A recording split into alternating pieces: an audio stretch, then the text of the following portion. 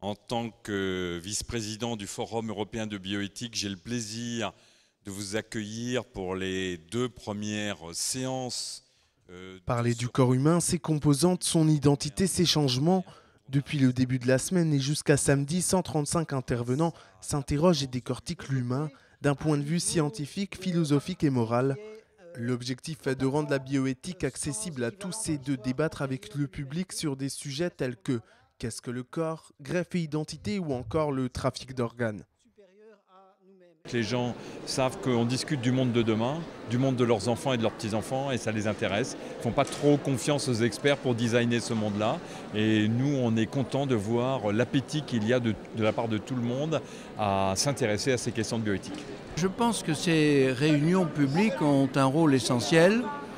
D'abord, partager la connaissance et à partir de cette connaissance, partager des raisonnements qui conduisent à comparer des valeurs, des principes, à dire ce qui est souhaitable, ce qui ne l'est pas.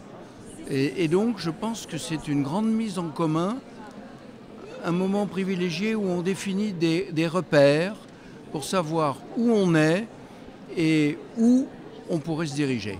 L'Université de Strasbourg est à fond dans cette histoire parce que c'est notre mission. Notre mission n'est pas de rester isolé dans nos laboratoires, de rester isolé dans nos bibliothèques, c'est de rendre compte à la société. Je rappelle qu'on est un service public doit rendre compte à tous les citoyens.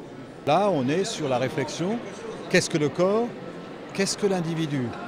À partir du moment où le corps peut être, je dirais, réparé en quelque sorte, à partir du moment où on peut faire des greffes, qu'est-ce qui fait la permanence de l'identité personnelle?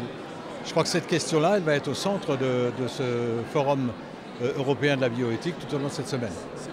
Cette année, la 3e édition du Forum européen de la bioéthique a pour sujet le corps humain en pièces détachées. Les échanges ont lieu à la librairie Kléber de midi à 14 h et dans la grande salle de l'Aubette de 16 h à 20 h. De nombreux débats sur la chirurgie esthétique, les prothèses, l'homme cobaye ou encore la prostitution ont lieu jusqu'à samedi soir.